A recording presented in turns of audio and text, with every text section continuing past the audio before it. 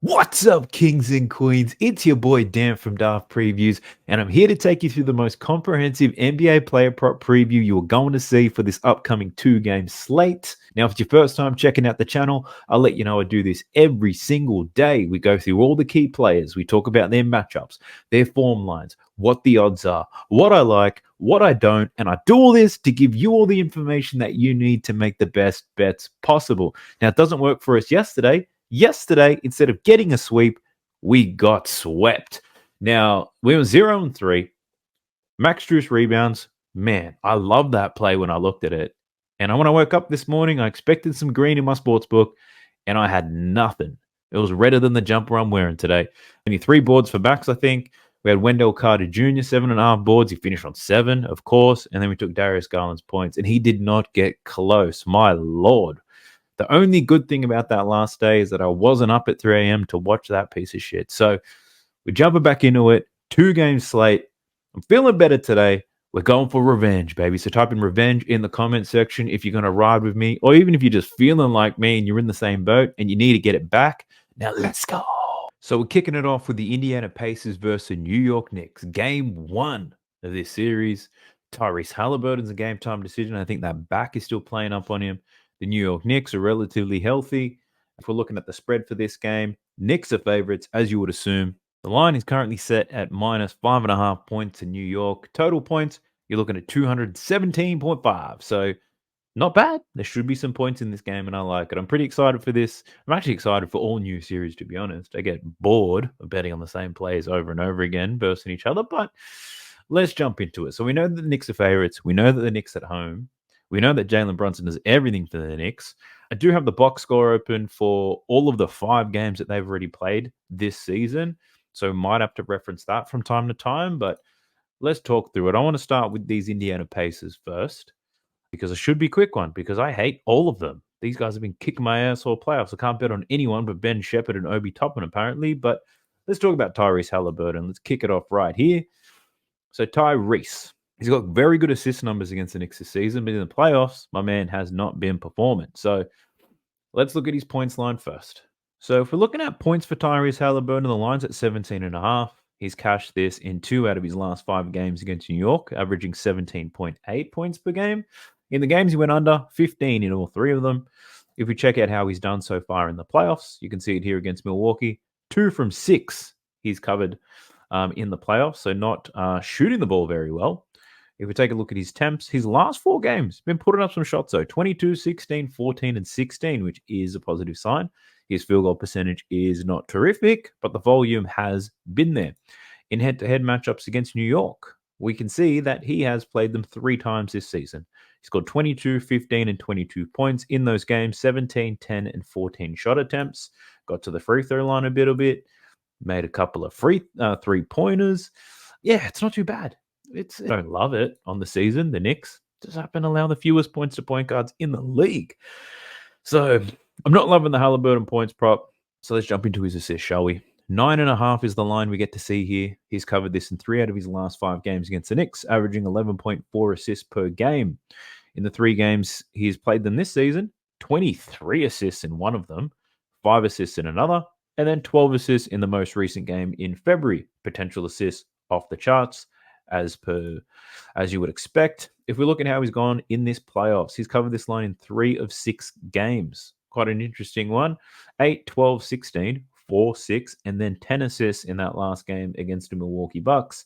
Looking at his potential assists, though, his last 3 games that he's played against Milwaukee, potential assists were ass. His first 3 games against the Bucks, 20-plus potential assists in all 3. Then his last 3, a little bit shaky, so that's somewhat low. It's much lower than what he does against New York. So, yeah, I'm not really feeling Tyrese Halliburton assists either. To be honest, I might even consider taking the under here on the points plus assists. The under's cashed in 3 of his last 5 against New York. Look at his last 5 games, the under hasn't necessarily cashed. So these lines are pretty tight, I got to say. So I'm not going to take the under on Tyrese Halliburton. I just don't like taking any of the overs. But you do want this information because, man, my picks haven't been hitting the way I would have hoped. So you might be best off to fade me, but I'll leave it up to you. Let's talk about Spicy P. Pascal Siakam. Now, Outlier filters all of this by the best hit rates, by the way, if you did not know. So automatically, it's telling me that under 23.5 points plus assists, that's cash in both games against New York Knicks. It's also cashed in his last 4 games against the Milwaukee Bucks. But if you're interested in trying Outlier, which I encourage everybody to do, I do have a 7-day free trial. Link is in the description below. And if you do sign up, a little bit of a kickback goes to me, and you get to help one of your creators out here. So, points plus assists, yeah, not loving it. So let's just break down his individual props. Pascal, 20.5 points so far in the playoffs. He's gone under 4 times. He's gone over twice. He just happened to go under in 4 consecutive games against the Milwaukee Bucks. Couldn't handle Bobby Big Eyed Portis by the looks of it. If we look head to head, he's played the Knicks twice since he's joined the Indiana Pacers. He went under this line in both of those games, 18 and 19 points. So 35 and 31 minutes played, and he took 19 and 13 shot attempts. If you look at his last 5 games, we can see shot attempts averaging 16 shot attempts in his last 5, but over his last 4, we're probably looking at about 14 as an average here. So 14 shots. He's shooting, yeah, not the greatest, under 50% from the field. So that's not good. If he's shooting under 15%, and he's probably taking about 14 shots, that means he's making 7 to 8. He's only making against the Bucks. He only made less than 2 free throws per game, so that'll take him to about 15. Plus, he makes a 3-pointer, so then you're looking at 16. Yeah, about 16, and that's the worst projection of points you were ever going to see based on averages. But if we look at the head-to-head matchup, 1 free throw, 1.5 threes, and 50% from the field. So it is the playoffs, though, and in the playoffs, you would expect him to get more minutes, right? So he got 35 and 31 in the games against the Knicks. If we look at his last 5, yeah, some games he got a lot of minutes, others not so much. But yeah, definitely an uplift in his minutes. So the line could be about right. On my bullshit ass projections, I think Pascal finishes in around 17 to 18 points. That's what my model predicts anyway. And my model, I just made up in my mind. So 8, I would have to lean for the under here on Pascal Siakam. I'm not brave enough to bet it, but that's where my mind goes. Now let's talk about his rebounds. Spicy P, 7.5 boards. He's cashed this in 3 out of his last 5. Let's look at the last 10. So he cashed this in the first 4 games against Milwaukee, and then his last 2 games against the Bucks, only 4 and 7 rebounds. If we look at his rebound chances, those last 2 games, his rebound chances were much lower. If we look at how he's gone in the 2 games against the Knicks, he's gone under here as well. 7 and 6. Rebound chances, 18 and 7. So this game where he had 18 rebound chances, pretty wild. Score was 109 to 105, somewhat lower scoring game. This game was a very high scoring game. 236 points scored in that game, so not many rebounds available. I think first game in New York probably isn't a high-paced game. The Knicks obviously play very slow. So you can see it here, the pace factor, the Knicks' slowest pace in the league, whilst the Pacers have the second fastest pace. Now, in New York, I don't think they'll be running up and down. So I probably project something like this, a lower scoring. And if there's lower scoring, there could be more opportunities provided teams are missing shots. But yeah, I probably should all lean to the under here for Pascal Siakam. Now let's check his prop. 3.5. He cashed in 1 of 2 against the Knicks. 7 and 4 potential assists. The games against the Bucks did do well from an assist standpoint, covering it 4 out of the 6 games covering this line. So money for Pascal Siakam, that's not bad. I've got to say, it is not bad. Potential assists, what was he getting? 8, 6, 8, 8, 7, 7, and 4 potential assists. That last game, he had 4 potential assists and finished on 4 potential assists. So, yeah, I don't mind the assist prop here for Pascal Siakam, but the points and rebounds, I don't love them. I probably lean to the under there, but I'm waiting for my gut to say, yes, that one, bet on that one. Let's have a look at Miles Turner. So let's have a look at Miles. So his rebound line is at 7.5. It's plus money. He's cashed this in 3 out of his last 4 games against New York. Rebound chances, 15 rebound chances per game. Now looking at this Milwaukee Bucks series, 3 out of the 6 games against the Bucks. Rebound chances, we're probably sitting at around 10 to 11 per game as well. So 10 to 11 rebound chances, whereas against the Knicks, a lot more rebound chances available. Now, I guess there's an argument that leans to the over here for Miles Turner, and that argument is the Knicks don't play a stretch 5, Hartenstein or Mitch Robinson, so that could leave Miles Turner in a better position to get boards. That could improve his rebound chances. in comparison to the Bucks series, it was usually Bobby Portis or it was Brook Lopez, and both of those guys do stretch the floor, which could limit his opportunities to get boards. So, yeah, I've seen some people back in the under here for Miles Turner. I'm not brave enough to do that, but I'm also not too confident to pick the over. What I'm saying is be careful out there, lads. It's dangerous out in these streets. Now, looking at his points prop, 16 and a half, he's cashed this in 2 out of 4 games against the New York Knicks. This season, played them 3 times, 28, 5, 23. In the games where he went over, he played over 30 minutes. If we look at his attempts, 17 attempts in one game. Another game, he only attempted 9 shots, but he didn't miss one. 2 from 2 from deep, 7 from 7 from the field, and added a couple free throws to it as well. So, yeah, look, real tough to get a read on Miles Turner to score here.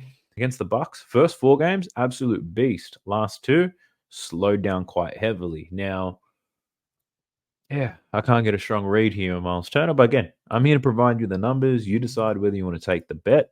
What else have we got? We got Obi Toppin. So, well, let's have a look at Obi Toppin. He was cash money in that last series against the Bucks, I got to say. Now, his lines have moved up, though. They have moved up tremendously. So, looking at his points line, it's 9.5. Against his former team, he's actually covered this in 1 of 3 games. 9, 12, and 9 in those games, about 19 minutes played. Now, looking at these Bucks series, he covered this line in 4 out of 6, the last 4 games of that series. Minutes wise, they went from 13 up to 20 to 18, 17, 23, and then almost 25 minutes. So late in that series, your man was getting a run. Now, up against the Knicks, the question is, do the Pacers continue to keep Obi Toppin out there? Does he get more minutes, or do we start fresh? Fresh strategy. Does he go back down to 13 minutes to see how he fits into this? That's what I'm a little bit unsure about Obi Toppin, but pound for pound, in terms of points per minute, this guy's a fucking animal. So, yeah, I don't hate the points play there. Looking at his rebounds, his line's at 4.5. He cashed this in 5 out of the 6 games against the Milwaukee Bucks. His rebound chances, he got 7, 11, 7, 5, 10, and 10 rebound chances. So they're definitely there. And then up against the Knicks, he's covered this in 1 of 3 games. So, yeah, rebound chances not very high here for New York. So the Knicks, they tend to play 4 out on offense. Even though they might not have 4 shooters, they'll still play 4 out. So that could make it difficult for Obi Toppin to get some boards. But yeah, I'm a little bit on the fence on the rebound side of things. This recent games against the Knicks, they probably concern me a little bit. But we probably have to dive in a little bit deeper into the box score to figure out what's going on there. And if we look at his assists, 0.5. Nothing too crazy going on here. Minus 119, though, to get 1 assist. Come on. Obi Toppin can get that, right? 2 out of 3 against the Knicks. And if we look at the Bucks bullshit, he covered in 2 out of the 6. So for some reason, the last 2 games, he was diming up. 3 potential assists per game. Let's go, Obi. We then have Andrew Nemhard. This guy's been all right. This guy's been a sneaky little bastard. I might bet this. Actually, it's the playoffs. I'm not going to bet this. But if this is the regular season, I'd probably bet it purely because of the hit rate's great. But Outliers filtered points plus assists to 14.5. He's covered this in 5 of 7 games against the New York Knicks. And if you look at his last 10 games, Nemhard cashing this line in 8 out of 10 games. Yeah, boy. Probably question mark on this very last game against New York. He only had 2 potential assists. He played 34 minutes. Only took 6 shots in that game. So I think part of the challenge of breaking down this game is that you really need to go through the box score, because these teams played each other 5 times this season. I think 4 or 5 times. And there was a lot of players in and out. So you've really got to muck around with the filters to find out what's going on here. But Andrew Nemhard, I think let's just do this. The key players that actually make a difference to him, let's play around with it. Tyrese Halliburton is going to play. Let's go with Spicy. Let's go Obi Toppin, Miles Turner, Pascal Siakam. I think they're the main ones would impact his lines. So Nemhard's only versed the Knicks twice with all these dudes in the lineup. So he's covered now 1 from his last 2. If we look at his last 10 games with all these guys in the lineup, 8 from 10. So that Knicks record numbers he's had, a lot of that may be impacted by outs. So how many games did he play them without Tyrese Halliburton? So 2. 2 games without Tyrese Halliburton, which is why some of the numbers look absolutely crazy, right? The 2 best games he's had against them, Tyrese Halliburton wasn't in the lineup, so minutes, usage rate, all that shit would be a lot higher. So if you remove that from the equation, suddenly you're looking at 3-2. He's gone over 3 out of 5 games, right? So yeah. Look, one thing I'm trying to do is find reasons not to bet a player, and I'm finding a reason for all of them. So bit on the fence here for Nemhard, but these his points. That's against the Knicks. I think the recent form, he's covered this line in 5 straight games against the Bucks, though. So that's pretty interesting. You can see in his last 10 games, his last 5 in particular, shot volumes are pretty consistent, about 10 per game. His field goal percentage is excellent. Every single game he's played against them, over 50% from the field, so very efficient. And if we look at his Knicks games, you can see shot attempts not so consistent as of late, and neither is the field goal percentage. But I would lean to the over on Nemhard points, but not with too much confidence. Looking at his assists, 3.5. So he's covered his assist line in 6 consecutive games against New York, which is pretty wild. So whether these 2 games, which were massive, Tyrese Halliburton didn't play, but I'm assuming these others, Hallie was definitely in. So let's look at games with Hallie. Yep. So 4 consecutive games with Hallie in the lineup. Nemhard has covered this assist prop. Now, if we look at the more recent games against the Bucks, he's covered this in 4 straight against the Bucks. Okay. So we've got pretty decent hit rates here for Nemhard. The Knicks, they probably do allow some assists, right? They do, absolutely. I don't know if Halliburton's going to get him. So Nemhard, this is the first player we're adding to my shortlist right here. Let's go. Some success. So the hit rate is pretty good. I want to look at the potentials real quick. So if he's going to get at least assists, I want to see at least 7 to 8 potential assists here for Nemhard. So in these recent games against the Bucks, 4 games we're seeing 8, 15, 8, and 7. All right, so the potential assists are there. In the head-to-head matchups, these are the last 4 matchups with Hallie in the lineup. Potential assists, 6, 9, 6. Ooh, okay. So that does get a little bit saucy, but look, a lot of greens. I know he's going to get some minutes. He'll get some runtime. Hallie's not 100%, so that could be more opportunities for Nemhard, but it also could be TJ McConnell. Let's have a look at TJ real quick. TJ. Go TJ. Yo, that's my TJ. All right, points line. 3 from his last 5 games against the Knicks. TJ McConnell has covered. But let's make sure Tyrese Halliburton was playing. 2 out of his last 4 with Tyrese Halliburton. And if we look at that Bucks one real quick, yeah, he only went over in 2 of the 6 games. So we're not loving that. His assist line's at 3.5. He's covered this in 3 out of the 6 games against the Bucks. And against the Knicks, he's actually covered in 4 out of his last 5 games against New York. Interesting. Now let's play with Tyrese Halliburton. Yep, 3 out of his last 4 games against the Knicks. TJ McConnell has covered this assist prop.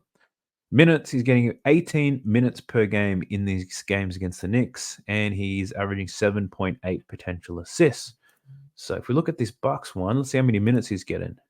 He's getting, I'd say, about 16 to 17 minutes. So that's not too bad. This line's a little bit tight, though. So 3.5 assists. I feel like TJ McConnell's going to nail the shit out of these assists, or Nemhard, because they've got a very similar line here. I'm going to look at them both, and I'll see if I can find some data which makes me lean a certain way. But I don't mind that. McConnell assists and Nemhard assists, both with pretty decent hit rates, I would say. And anybody else of interest here? No. All right, let's talk about the New York Knicks. Now, I don't know if you've seen my short that I did already, but Jalen Brunson has made an appearance. So what did I do? Let's go straight to his points prop because I took it. We're looking at his points prop, 34.5. My Lord. And I did take the over here for Jalen Brunson. So 34.5 minus 104. He's covered this in 2 out of his last 5 games against the Indiana Pacers. And then looking at the damage he did against Philly, first 2 games against Philly were slow, not because he wasn't trying. He still shot 26 and 29 attempts in that game. The attempts stayed sky high, but in the last 4 games, sorted out his field goal percentage, 39, 47, 40, and 41 points from Jalen Brunson. Now, he also done that in 2 games against the Indiana Pacers, 30 and 25 shot attempts, decent field goal percentage. So your man was money. So why did I take this? Because if we play around with the outlier and we remove Julius Randle from the equation, Brunson's only played the Indiana Pacers twice this season without Julius Randle, and he scored 40 and 39 points. The Pacers, obviously not the best defensively. They don't give up a lot of threes, but Jalen Brunson, he only made 1 3-pointer per game in these 40 and 39 point outings. So give me 10 free throws, give me about 14 field goal makes, and Jalen Brunson is cashing. So I don't mind that 34 and a half. What's 40 points paying here? Let's have a look. Plus 280. So yeah, you could sprinkle a little bit on that, but yeah, Jalen Brunson points. Let's go. Now looking at his assist prop, so his line's at 8.5, 5 straight against Indiana Pacers, and he's gone well under this. Potential assists, 10.2 potential assists against the Indiana Pacers. Without not Jalen Brunson, that's this guy. Without Julius Randle, 4 and 1 assists this season. Still got 11 and 12 potential assists though, so it's not the worst. If we look at how he's done in this Philly series, much higher than 10 potential assists. 18 assists some games, 19. So pretty high up there. But for 8.5 assists, you better be getting like 16 potential assists at least, right? Now the Pacers, they're not much of a team. They're not the type of team that double teams. They allow the fewest assists to point guards on the season. So I think they're going to let Jalen Brunson score a lot of buckets here. They're not going to let those assists go. So I like the under here for his assists. Hell yeah. Give me that. So already thinking of the same game parlay, we go Jalen Brunson for 40 and Brunson under 8.5 assists. What do you reckon, lads? Let's get jiggy with it. Quick look at his rebounds line, 4.5. So he went under in 4 straight games against Philly. He did cash in the first 2 against them. Against the Knicks, against the Pacers, he's only covered this line in 1 of 5 games. So the rebound chances, 4.5. He's getting about 7 on average. So the rebound chances are there, but yeah, I'm not sure I want to play with that one. So Jalen Brunson, give me the points overs and assists unders. That's what I'm thinking. Who else we got? Nope, that's Jalen Brunson. Let's go Josh Hart. I wonder if he's going to get 1,000 rebounds in this series. All right, let's have a look at sweet Josh Hart. Now against the Indiana Pacers, he hasn't scored very well. Check that out. That's redder than the hat that I've been wearing. Check this shit out. I fit right into that Josh Hart graph right now. God damn, he a blood. So under in points, 5 consecutive games against Pacers, averaging 7 points per game. If we just focus in on the 2 games without Julius Randle, where he gets more scoring opportunities, we can see he's played 4 games without Julius Randle against the Pacers, averaging 6.25 points per game. Getting a lot of minutes, not the 45 minutes he's been getting lately, but only taking 6.5 shot attempts against them. Whereas if we look at his last 10 games, look at the shit he did to Philly. He covered this line in 5 of the 6 games in that series, which is pretty crazy. Field goal attempts, definitely a lot higher. Check this out. A lot of field goal attempts in his last 5 games. 13.4 field goal attempts per game, so double of what he averages against the Indiana Pacers. Only shooting at 40%. But if we run the same numbers against the Indiana Pacers here, without Julius Randle, what do we see? If we get him up to 14, we're talking about 110% more field goal attempts. And if we say it's 110% more makes, oh shit, let's just put 110% on these. So if we pretty much double these ones, because it takes double the attempts, this takes it up to 1 out of 4 games his hit rate. So yeah, probably still lean to the under here with my terrible bullshit mathematics that I'll be making up right here, but I'll probably lean to the under in Josh Hart points. I know recently he's been going off, but this is a different type of matchup. They're going to let Jalen Brunson go 1-on-1, I reckon, most of this game. They're not going to leave Josh Hart open the way that the Philadelphia 76ers did. So yeah, I'd probably lean to the under there for Josh Hart. Let's have a look at his assists. 5.5 against the Pacers. He's covered in 1 of 5 games. 8.2 potential assists, though. So the potential assists aren't the worst, but to get 6 assists, yeah, I don't like that.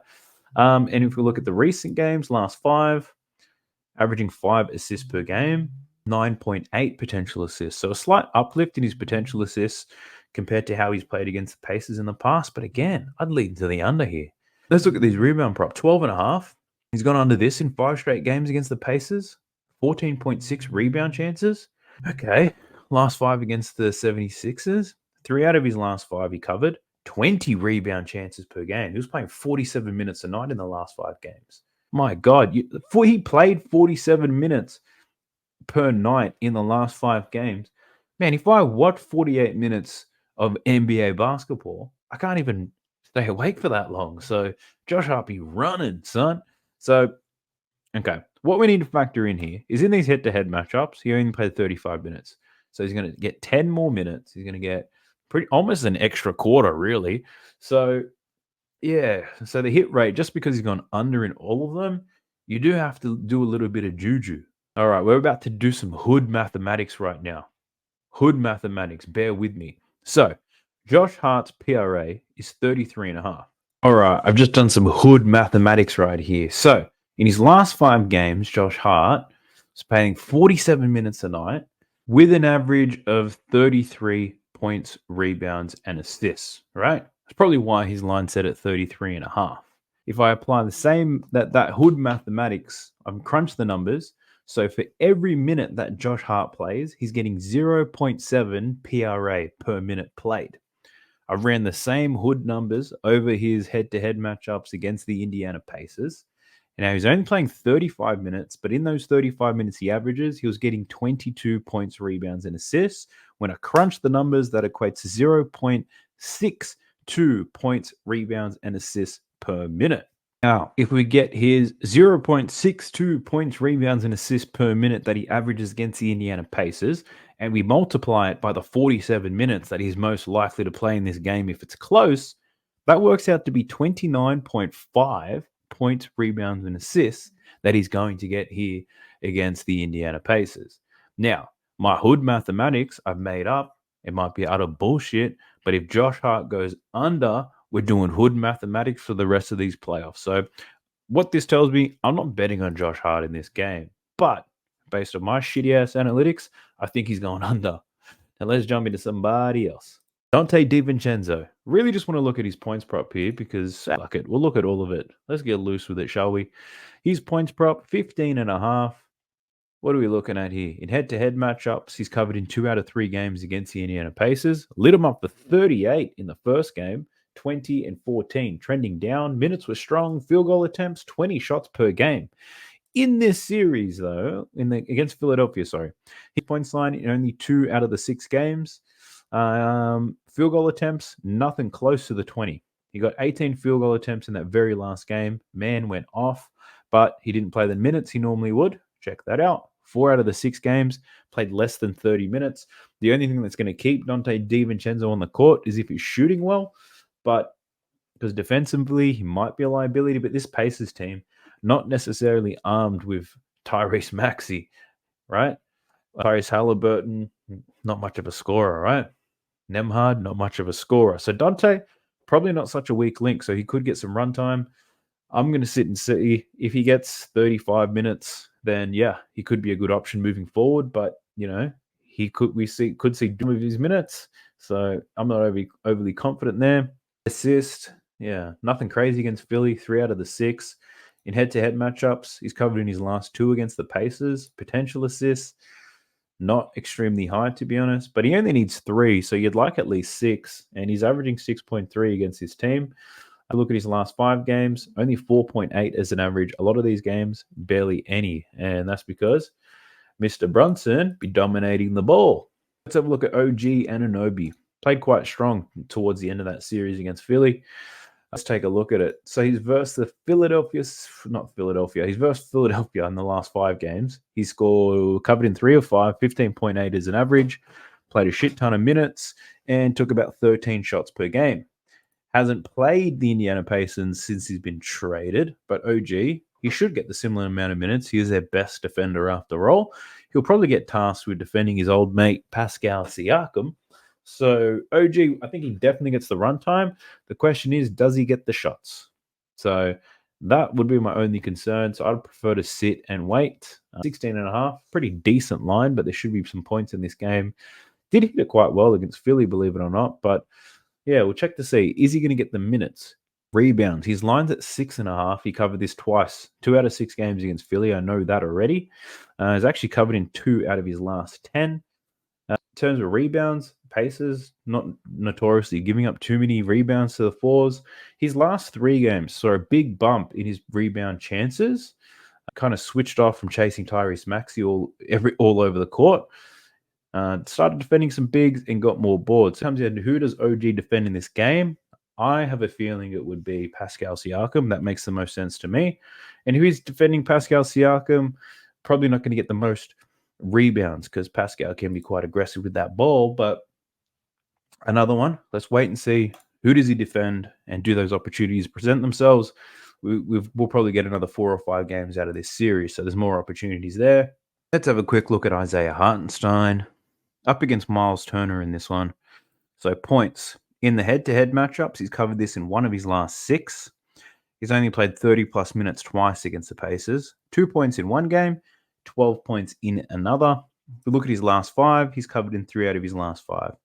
Only getting about 28 minutes per game, but if you're averaging 4.4 fouls, so he's probably getting a lot of foul trouble. So I'd expect him to get more than 29 minutes. But at the same time, Mitchell Robinson's there, so he probably doesn't have to get more runtime. But I'm not really feeling the points. Miles Turner, pretty good defender, I'd say. Rebounds. So he went under this rebound line of 9.5 in 5 straight games against Philly. But in head-to-head matchups, covered in 1 of 6. That last game, though, against Indiana Pacers, my man's got 19 rebounds, 34 rebound chances. So that was on the 2nd of Feb. So looking to previous games, 2nd of Feb. I'm just checking the box score in this game to see who and what was missing here. So back on the 2nd of Feb, there was no Mitchell Robinson. So he was out. So Isaiah Hartenstein was the starting center, 11 defensive rebounds, 8 offensive rebounds. He also had 6 assists in that game, which is pretty crazy. He played 35 minutes. Jericho Sims was the only big off the bench, and he only played 12 minutes. So, yeah, that's quite an interesting look. It was a lower scoring game. So, lower scoring game, more rebound opportunities because the Pacers aren't going to pace slow. But if they don't shoot well in that game, they shot 45% from the field. So, they missed 51 shots they missed in that game. The Knicks out-rebounded them 60-44, so Isaiah Hartenstein was a beast. But they also had Precious Achiuwa had 16 boards in that game. Josh Hart had 12, and Hartenstein had 19 rebounds. So the rebounds, definitely available. So my thought process here is if he's defending Miles Turner, then that may take him out of position to get boards. But if I look at Miles Turner, Isaiah Hartenstein was the key defender there. 80% of the time was Isaiah Hartenstein defending Miles Turner, and Hartenstein was still able to get 19 rebounds in this game. Miles Turner, not a big offensive rebounder. The Knicks don't even run in transitions. Every time a shot was going up, Hartenstein could just run to the rim, knowing that Miles Turner is not going to be on his ass trying to get some boards. So, look, the rebounds could be a good look here for Isaiah Hartenstein. It really could be. The concern is, what if Mitchell Robinson plays a lot more minutes? Because now Mitchell Robinson wasn't in this game where Isaiah got 19 boards, you know what I mean? So, yeah, I'm not loving it. But if this guy gets 15 rebounds, I'll kick myself for not taking it. Checking to see if there's anybody else with any interest here. We've got Miles McBride. So Miles McBride could get a run to potentially hound Tyrese Halliburton. So his points line is at 9.5. He's covered in 2 out of his last 5 games in these playoffs. In head-to-head matchups, he's covered this line once against the Pacers. Minutes are a bit all over the place. So, yeah, I think with Miles McBride, the best thing to do is wait, see how much minutes he gets because he can be a game breaker. If he's getting a lot of minutes and he's shooting well, he should keep those minutes. But I think it really depends game by game. And what we've seen is if he has a big game, chances are in the next one he's going under because that's what he's done to us so far. Let's jump into the next game. I've been talking about this one for way too long. It's the Minnesota Timberwolves versus the Denver Nuggets. This is game 2. Jamal Murray, still a game time decision because of his calf. Denver, 5.5-point favorites in this game. I'm going to quickly check the box score in that last one to see what the hell was going on here. All right, what happened in that last game? Pumping the brakes real quick with this one. I do want to especially announce something to you all. It's not a new partnership, not yet. I am still working on that. But if you guys are interested in having a coaching session with me on sports betting, which I have done before, all right? I'm not some guy on YouTube offering coaching. I have, in my profession that I do every single day, is based around high performance training and coaching. So I do that as my day-to-day. With my passion for betting and sports, It's very translatable. I actually ran a sports betting coaching program with a lot of the people in my Discord server, and I had great success with that. For a lot of you guys overseas, I'm willing to offer that to you guys as well because I do have some time off work. So, what you're going to see in the link below in the video description, there's going to be a Calendly link in there where you can open that Calendly link and you can check my calendar and you can see when I'm available. Then you can book me in to do a one on one coaching session with you. There is going to be a small fee attached, of course, because I'm trading my time for money. But if you want to learn more about strategies, if you want to learn more about bankroll management, unit sizes, if you want to talk props, if you want to ask me anything to do with sports betting and the strategies involved with it, we can book in the coaching session and we can go through it all together. Now let's get back to the preview. Let's go. We saw Jaden McDaniels shoot terribly but get 8 rebounds. We saw Karl Anthony Towns fucking foul everyone in the world. Only played 30 minutes, but he still scored 20 points. We had Rudy Gobert. He only had 6 points, 6 shots, 13 rebounds. We had Anthony Edwards go off 43 points, 7 rebounds, and 3 assists. Mike Conley had 14 points, 10 assists, 4 rebounds. And we had Naz Reid get 16 points, 4 rebounds, 3 assists in only 23 minutes off the bench. So he had a pretty good game. And then for the Denver Nuggets, we had Michael Porter Jr. score 20 points on only 13 shots, 4 3-pointers, 6 rebounds. Aaron Gordon didn't score much, 9 points, 6 assists though, but only 3 rebounds. Nikola Jokic, great game, 32 points, 9 assists, and only 8 rebounds in this game. Jamal Murray only took 14 shots in this game, 17 points, only 4 assists, and only 1 rebound. So quite limited, somewhat challenged. And look, given who's going to be chasing him around all game, it's going to be tough. That's all I'm going to say. Good luck to him. So let's talk about it. Let's talk about these Minnesota Timberwolves first. And we'll start with Anthony Edwards. So I had him as a lean to go over his points prop last time. Once again, I didn't take it. And now I want to take it, but chances are he goes back under. So let's look at it. 7 of his last 14 games against Denver, he's gone over. Versus him in the playoffs last year. I think he went over in like 4 consecutive games. He had 4 consecutive games against Denver, he went over. So he's got a pretty good hit rate in the playoffs against these Denver Nuggets. 28.5 is the line. That last game, he shot the ball 29 times and shot 59% from the field. He made 3 3-pointers and he was 6 from 6 from the line. I don't know if the Denver Nuggets can do anything differently to stop this guy, to be honest. Because if they could, they would have tried it, right? So if we look at who was defending him, it looks like KCP was the key defender on Anthony Edwards. He defended him for 8 minutes. And in that 8 minutes, Anthony Edwards had the ball with KCP on him. He shot 8 from 11 from the field, 2 from 2 from deep, and scored 18 points, which is crazy. Jamal Murray was defending him for less than 2 minutes, and Anthony Edwards scored 10 points in 1 minute and 50 seconds. So I don't know if there's anybody else. Christian Braun had a few minutes on him. Justin Holiday had a little bit of time as well. Aaron Gordon only defended him for 1 minute, and in that 1 minute managed to be on a highlight. So, yeah, I just question whether anybody can defend Anthony Edwards right now. There are going to be adjustments made. So there's no one man who can stop this guy right now from this Nuggets team. So they're probably going to have to blitz. They're probably going to have to send more traffic his way just to get the ball out of his hands. And they're going to have to force other players, I think, like Mike Conley, even Karl Anthony Towns. They're going to force other players to beat them because Anthony Edwards is unguardable right now. So I do like the over, but the Denver Nuggets have to make a change, right? I know that. They're not going to play in the same way. They cannot do that. They can't give up 2 games at home. It doesn't make any sense. So they're going to have to do something drastic to stop this man from killing them. So, yeah, I do like the over, but I can see an under happening, and I'm not going to bet it. So beware. A lot of casuals probably get caught up in the hype of the next MJ, but Denver Nuggets, reigning champs, right? They're going to do something to slow this man down. Now, assists, his line's at 5.5. It's plus money. He's only covered this in 2 of 14 games. If there was ever a game to take Anthony Edwards' assists, it has to be this one, right? He absolutely killed them. He only had 6 potential assists in that last game against Denver, and he finished with 3. If he's ever going to cover his assist prop, I'm telling you it's got to be in this game. Now, I'm not saying to bet it. I'm just saying he just lit them up. They'll do everything to get the ball out of his hands when he has it. Surely this is the game where he gets assists, but I'm not taking that many risks. I'm not betting it, but that's what I think happens anyway.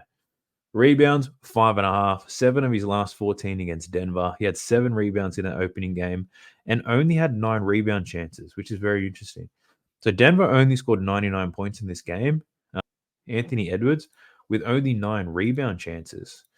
So I'm having a look to see who Anthony Edwards was defending the majority of the time. So Anthony Edwards spent his time defending Michael Porter Jr., who's a shooter, Tavius Caldwell Pope, who's a shooter, and Jamal Murray, who's just running 1,000 pick and rolls. So, yeah, not a lot of rebound opportunities there for Anthony Edwards. 42 minutes in that game. So, still got 7 rebounds, though, from only 9 rebound chances. So, the rebound rate was very good, but the chances weren't very high, is what I'm saying. So, in a game where you'd expect Denver to be a little bit better and the Timberwolves probably to drop off a little bit, yeah, I'd probably lean to the under here for Anthony Edwards rebounds. But yeah, we're not betting on Ant-Man today, but I think there's a good chance points are down, assists are up, and even rebounds are down. So points and rebounds, I'm probably thinking of an under, but let's just see what the hit rate is on that. 34.5, looking at the under.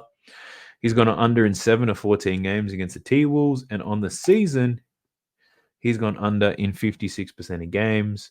But and Edwards probably going to play 40 minutes. So if we look at games where he plays 40 minutes, yeah, he's only gone under in 2 of 8 games on his points and rebounds. So yeah, given the amount of minutes that are there, he probably does go over. But honestly, I can see a game where he goes under purely because of how the Denver Nuggets play. Let's have a look at Rudy Gobert. So we're just going to look at his points and rebounds and get the yak out of here. Rudy's points line's at 12.5. He's cashed this 7 of 12 games against the Denver Nuggets. That last game, only had 6 points, only took 6 shots, 35 minutes. Yeah, quite strange because in the 3 games this series, he's had this season, 4 points and then 13 points. But I have a feeling that those games are probably without Cat. Let's have a look. Was Cat playing in these games? So without Cat, yeah. Yes. Without Cat, he scored 21 and 30 this season. With Karl Anthony Towns, he's gone under in his last 2. That last game, and then the only other game this season.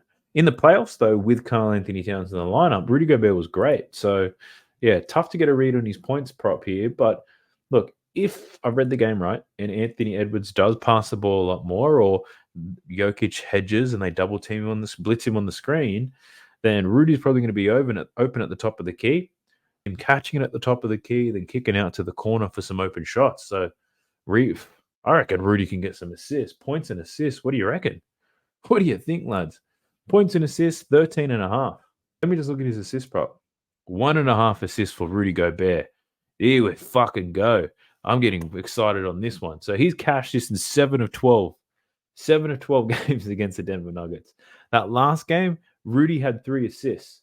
If we look at potential assists, he had 5 potential assists in that last game. He only averages 2.3 potential assists against his team. But yeah, I don't mind this. If I've read the game right, and I've probably read it wrong because, to be honest, I read most games wrong. But I'm living in my own fucking fantasy over here. But Rudy assist ladder, lads. What do you guys think? Let's see what the odds could be. When you get 2.5 assists, you're looking at plus 300. There's no other odds available. I'm going to have to look at the sports book to see what the hell's going on. All right, check these odds out. Rudy to get 3 assists, plus 350 is what I'm getting here on Bet365. Rudy to get 5 assists, plus 1,700. I'm going to explore that. We're going to explore the Rudy ladder, just in case I've read the game right. If Rudy dives after the screen and Edwards passes to him at the top of the key, he could have a cutter going baseline, shooters on the corner.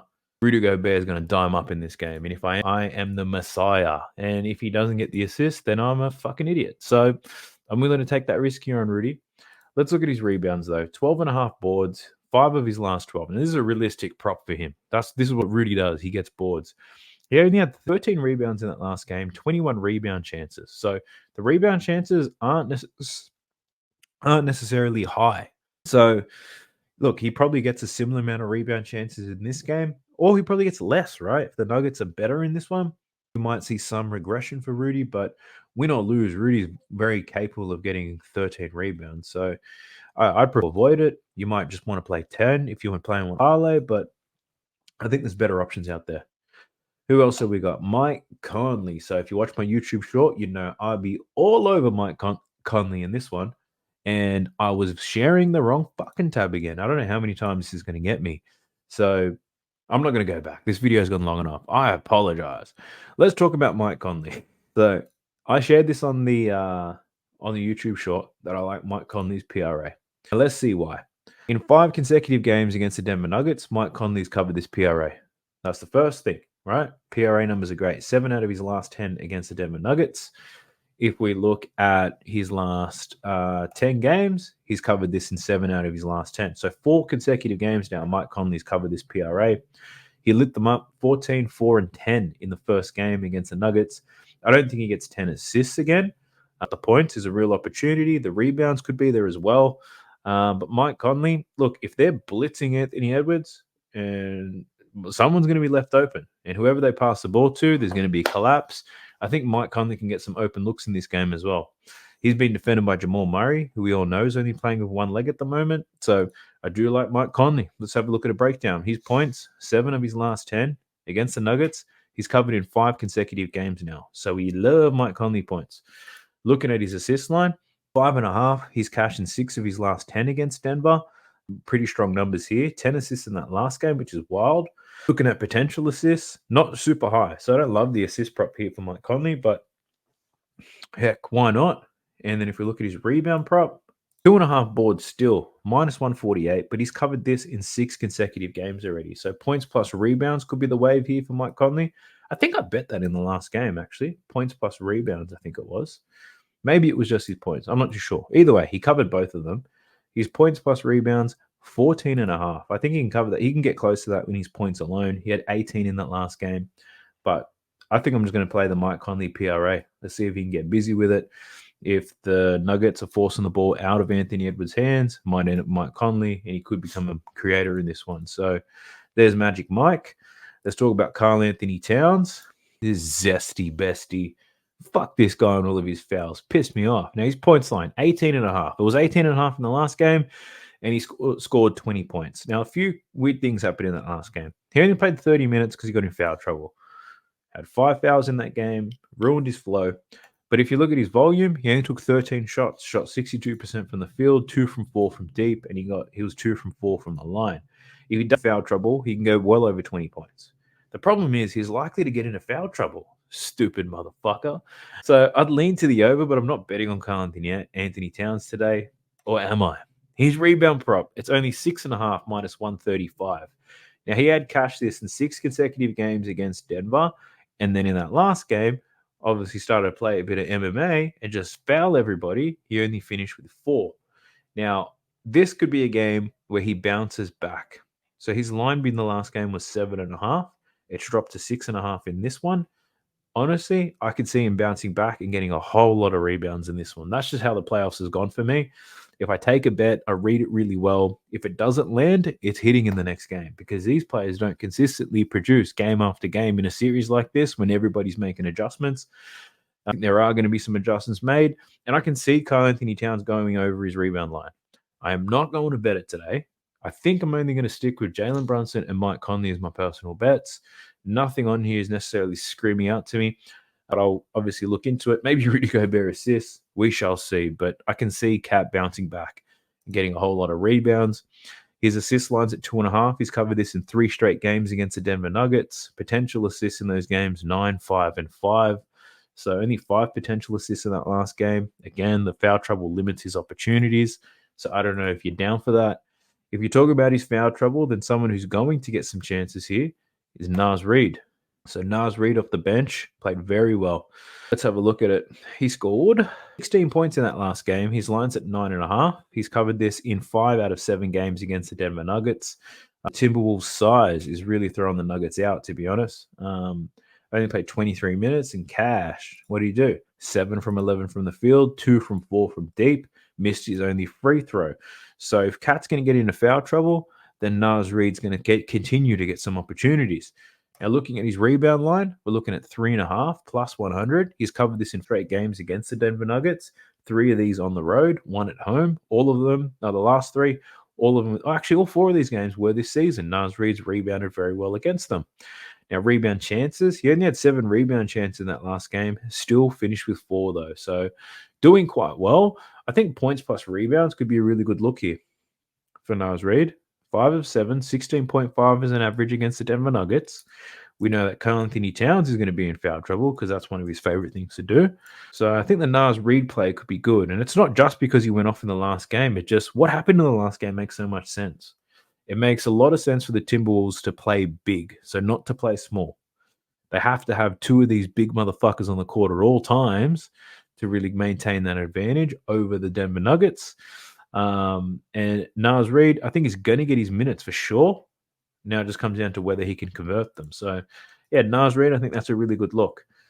Unless he's going to do what a lot of players do. He's great game 1. He's going to be ass in game 2. There really is a chance that happens, but hopefully it doesn't. Jaden McDaniels. Now, my boys at the props.cash, they tipped Jaden McDaniels at over 3.5 rebounds in that last game. That's what his line was, 3.5. And what did he do? 8 rebounds. He had 14 rebound chances. He got 8 of those suckers. Now, he's covered this line only 3 of 9 against the Denver Nuggets. So, I don't know. We know that he's going to get minutes, though. That's the thing. He played 39 minutes in that last game. Harassing Jamal Murray and the like. So, if he's going to get the minutes, he'll get the opportunities. I think he'll get more rebound chances. So 14 rebound chances in that one.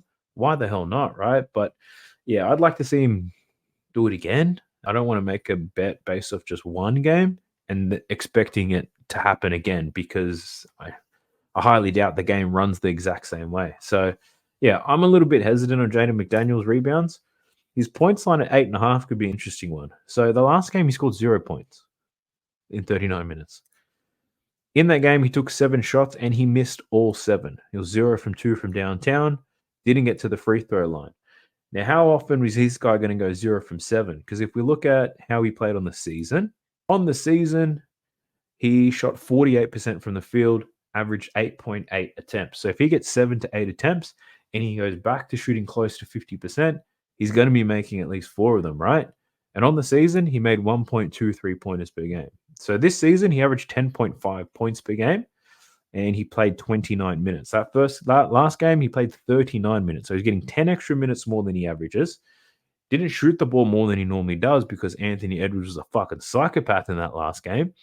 But I could see Jaden McDaniels taking 10 shots in this game, and if he can get back to what he was doing all year to make half of them, I think I can see him covering this points line. So this is me being a fucking asshole and just trying to make up this game in my mind as to how it's going to flow, but I honestly don't mind it here. It makes a lot of sense to me, right? So I'll put that on my short list. I'm not saying you should tail, but it's definitely one thing I'm thinking about. So let's get into these Denver Nuggets, see what we can come up with. Now, Nikola Jokic played okay. Wasn't as dominant as you would think he would be, but let's see how he adjusts in this one. So Rudy was giving him some problems, I guess, but the Joker should be dropping 40 on this guy. Now, his line's at 29.5. He's cashed this in 4 straight games against the Timberwolves.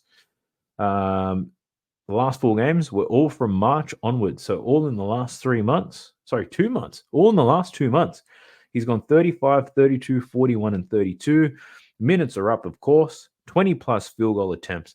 Now, that last game, he shot the ball 25 times and only shot 44% from the field. He shot 9 3-pointers. That's when you know that the Joker's rattled. When he's pulling up 9 times from deep, shot 22%, your boy's rattled. He got to the line 8 times, didn't miss a free throw. I think we've got to ladder the Joker up to 40. That's what I'm thinking. Are you guys with me? You with me? The Joker for 40. If this guy's going to shoot the ball 20 to 25 times, like if we just look at the head-to-head numbers, right? Not the points. I'm just talking about the percentages here. In a sample size of 13 games against the Minnesota Timberwolves, the Joker shoots 53% from the field, 40% from deep. Now, if we run the same numbers here, if he shot 40% from those 9 attempts, he's probably making 3 to 4, right? 3 to 4 3-pointers. So that's probably an extra 3 to 6 points than what he's already scored. If he shoots that little bit better from downtown, you're already talking about 38 potential points there. Now, on his field goals, he only shot 44% from the field. He was 9 from downtown, which makes him 9 from 16. 9 from 16 from the field, which honestly isn't too bad. That's probably close to what his average is. So it's really just those 3-point attempts that really threw him out. Maybe he gets more aggressive. I guess they were chasing points for a bit of that game. Maybe we don't ladder him up to 40. But I do like the over for Nikola Jokic here. The 40 points, though, is plus 650. Maybe the 35. The 35 is only plus 260, though. So I do like the over for Nikola Jokic. I don't know if I can go the 40 yet, but the volume is nice. And in a swing game, if it's a must-win game and you're the best player on the team, does that mean you pass the ball more? I do not know. Let's check his assist prop out. It's 8.5. He had 9 assists in that last game. Prior to that, 4 straight games against the Timberwolves, he had gone under. When it comes to potential assists, only had 12 potential assists in that game. So he might have been passing the ball, but a lot of shots weren't going up. Timberwolves doing a great job of contesting, forcing some drives, and it wasn't Jokic creating the majority of the points, even though he finished on 9 assists, only 12 potential assists, which is very low. If you're taking him to get 9 assists again on only 12 potential assists, you're a gambler, that's for sure. So, yeah, I don't love the assist prop here for Nikola Jokic. Even though he went over, I still don't love it unless he all of a sudden rips out 20 potential assists. So, yeah, the points prop, I like the over. The assist, I'm still thinking the under. Now, if we look at his rebounds, the last game I had rebounds as a lean to the under as well for Jokic, 12.5. He's only had 8 rebounds in that last game. He's actually only covered this in 3 of 13 games against the Minnesota Timberwolves. So not the greatest hit rate here for Nikola Jokic. Rebound chances, only 15 rebound chances in that last game. And there were a lot of free throws. There's a lot of fouls. So I understand that will limit his opportunities.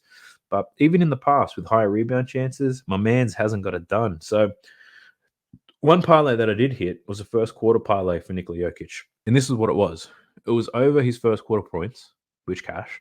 It was, where's his first quarter assists? It was under 2.5 first quarter assists, which cashed.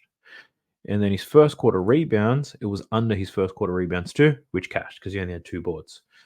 And I don't know if I could do that again, but it was a pretty good hit rate there because these lines have moved a little bit. So, yeah. So I think for Nikola Jokic, we probably run it back and take his points. You could say it's a must-win game for Denver. A lot of pressure will fall on a Jokic. Jamal Murray, honestly, he's got the toughest matchup in basketball right now. Not only is he playing on one leg because he's injured, but what has he got? Jaden McDaniels breathing down his neck the whole time. Let me just take a look at who was defending him for the majority. So we've got Jaden McDaniels. And if it's not Jaden McDaniels, it's Anthony Edwards. And if it's not him, it's Nickeil Alexander-Walker. So they were just hounding him. He shot 0 from 3 on Jaden McDaniels. He shot 1 from 3 against Anthony Edwards. And he shot 1 for 2 against Nickeil Alexander-Walker. Where he scored a lot of his points is on the switches, Karl Anthony Towns and Naz Reid, when he finally got those switches, which was for a very limited amount of time. And even on Rudy Gobert, he made a bucket. So, yeah, getting the switch on the bigs is his only way to score. But these wings and guards who'd be chasing Jamal Murray around, good luck to you, Jamal. Now, his points line in this game is 22.5. He's gone under in 4 straight games against the Minnesota Timberwolves. And if we look at his games against the Lakers, I think he only covered in one of those. Yeah, the very last game he scored 32, but he went under a lot of those games. So, and look, to be fair, in that Lakers series, he had gone under like 1 or 2 games, and I was like, oh, he's got to bounce back here. And the fucker didn't bounce back until the last game. So, yeah, a lot of people will probably be thinking Jamal Murray's got to bounce back in this one, but I think there's actually you can explain why he's going under. He's not getting the shot. These guys are hounding the shit out of him. He can't get a good look. Not getting to the line all too well. So I can't help but the Jamal Murray under. That just makes too much sense to me. He's got too good a defender chasing him around. His lines have already moved down, but at 22.5, he's gone under in 4 straight against the Timberwolves. Last game, he didn't necessarily shoot too bad. 6 from 14, 43% from the field. He shot 2 from 4 from deep. The problem is he couldn't get his shots off, right? So, yeah, if the volume's not going to be there for Jamal Murray, I don't think he can get this number. Whereas against the Lakers, let me show you the Lakers numbers. You can see against the Lakers numbers, he shot 20-plus shots in every single game. So he can get his shot off whenever he wanted. He was just shooting a terrible percentage, and it wasn't the Lakers' defense. Murray was just missing shots. This game against Minnesota, they ain't letting him put it up. So unless they devise a plan to get Jamal Murray open, I think it's going to be difficult. So I'm leaning to the under there for Jamal Murray on his points. Looking at his assists at 6.5. So he only had 4 assists in that last game against Minnesota. He's only covered his assist line in 3 of 11 games. He only had 8 potential assists in that last game. So similar to Jokic, minimal potential assists here. So I even like the under here for Jamal Murray, because then they don't have to double team Jamal Murray. Hell nah. One man, single coverage, and they slowing his ass down. So I don't mind the under 4 assists for Jamal. What's his rebound line at? 3.5. So all of his lines have dropped off. So his PRA in the last game, I think, was 35.5. I think his PRA in this game is 32.5. Yeah, it is 32.5. And the under is at minus 112 now. So the under is favored compared to the over by the looks of it. And in the past, he's hit this PRA, but it's really the points in the last 4 where he struggled. So the under's hit in 3 of his last 4 games. The reason why his PRA went over in one of those games is because he smashed his assist prop. So, yeah, for me, I'm probably like the under in his points the most. I understand it's an important game, but I think Nikola Jokic and Michael Porter Jr. are probably the ones who make the biggest impact on offense. So let's talk about MPJ real quick. Now, his points line is at 18.5. Looking at his last 10 games, he's gone over this in 6 consecutive games. Wow, wee wah. Minus 102. 6 consecutive games he's gone over, scored 20 points in that last one against Minnesota. 40 minutes, only took 13 shots though. 4 from 7 from deep, 4 from 6 from the free throw line. So MPJ, look, his shot attempts pretty much in line, close to his average, probably 1 less than his average over his last 10. Look at the head-to-head numbers. Yeah, not the greatest. 5 out of 14. So far this season, he's only covered this line twice, including that last game in the playoffs. So, but I think this is the guy that needs to get more shots up. He has to. He's just got to catch it and pull it. So, yeah, probably lean to the over for MPJ, but I don't love it. Not going to lie. His rebound prop, 6.5. He had 6 rebounds in that last game. He's covered this in 4 or 14 games against the Timberwolves. Michael Porter Jr. did have 14 rebound chances in that last game, though, and only finished on 6. If we look at his last 10, 14 rebound chances. So he's covered this line in less. These games against the Lakers, 11 rebound chances. This game against Minnesota, 12 rebound chances and covered. So, yeah, a lot of these games against the Lakers, he was getting close to 10 boards and a similar volume of chances. So this particular prop, the 6.5 for MPJ, this is one that I would take over. At minus 140, that's not what I love. Just checking my sportsbook to see what I get. And for Michael Porter Jr., the odds aren't great. So if this is something you're using on those daily fantasy apps, Michael Porter Jr. over in rebounds, I can see that one happening for sure. I think there's a bounce back factor there for Michael Porter Jr. Who else we got? Aaron Gordon. Let's check Aaron Gordon. Fuck, right, I've been recording this for well over an hour. No wonder I'll be coughing. Now, points prop. He only had 9 points in that last game, 32 minutes. He only took 6 shots, 4 from 6, only took 1 3-pointer, got 1 from 3 from the line. So his line's at 12.5. I didn't love it in that leading into the first game. Is there a bounce back factor here for Aaron Gordon? Probably not offensively. But looking at his assist prop, now this is an interesting one because he did have 6 assists in that game. He's actually in the first game, 2 straight Indiana against Minnesota versus the Knicks. What we saw is quick summary, a big uplift in his potential assists. He had 8 potential the Knicks win this one game. For sure. I think that's the same as Jamal Murray. The Knicks win, and he finished. I think Jalen Brunson. So you need 5 in this game. Scoring. And in this game, you would expect he goes under his assist line of 8.5. So he might get a similar volume of potential assists. They'll let him play. Aaron Gordon over 4.5. I don't hate that. Halliburton, I don't mind it. Probably continues to struggle. He could potentially get more minutes. Based on my good mathematics, goes under his PRA. But at the same time, he needs to be out there defensively. So we shall see. Actually, I don't know what Pascal 6.5 the line plus money. Only had 3 I don't think a lot of players are worth betting on. Looking at his rebound chances, he only had 5. My God, that my other awful. Thoughts are in this Minnesota. If we think about the who was he defending?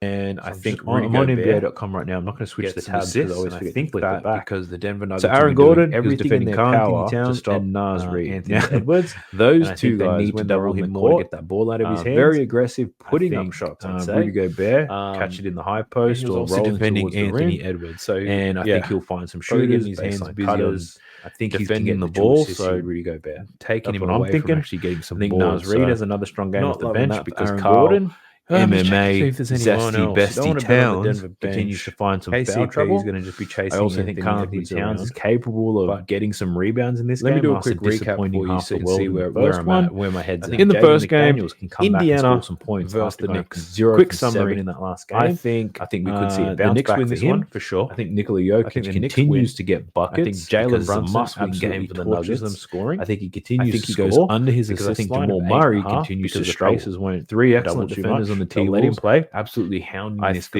think with a calf Halliburton strain. can I think they continue make to life struggle. difficult for him. I So feel I think like Josh Jokic Hart, scores. based I on my think hood Murray doesn't. mathematics, goes under his So PRA. interesting. I might Pascal put my predictions Siakam. into a parlay and see if I'm right. Actually, I don't know what I Pascal don't want to bet Siakam's going to all do. I of don't know these what for I'm talking singles about. because if my And read I is don't think a lot wrong, of then it's players going to will be be another worth betting on expensive day. until we see what this My first game last looks notes to like. you guys is My to other thoughts do your own in research, this make your Minnesota own versus decisions. Don't follow the fuckers like me on Nuggets, YouTube who and might I not even think know Rudy what they're Gobert talking about, right? I get like some creating assists, and content. I I think love that reading because data, the and I Denver love Nuggets the will be doing NBA. everything in their Doesn't mean power to shit. stop. Doesn't mean I'm going to be right Anthony when I Edwards. predict stuff. And I think they This is need to just my double him thoughts, more and to I get that ball document out it of with his you all. hands. And if it loses, I think I'm the dickhead. Rudy But Gobert you're the catches in the high dickhead if you post or follow my rolling picks towards and the you don't rim, research them first. and I So think he'll find some do shooters, your baseline own cutters. research. I think he can get the Other two than that, assists. I'll catch Rudy you boys Gobert. in the next one. That's what I'm thinking. Peace. I think Nas Reed has another strong game off the bench because Carl MMA Zesty Besty Towns continues to find some foul trouble. I also think Carl Anthony Towns is capable of getting some rebounds in this game after disappointing half the world in the first one. I think Jaden McDaniels can come back and score some points after going from 0 from 7 in that last game. I think we could see a bounce back for him. I think Nikola Jokic continues to get buckets because it's a must-win game for the Nuggets. I think he continues to score because I think Jamal Murray continues to struggle. Three excellent defenders on the T-Wolves, absolutely hounding this guy with a calf strain. I think they make life difficult for him. So I think Jokic scores. I think Murray doesn't. So interesting. I might put my predictions into a parlay and see if I'm right.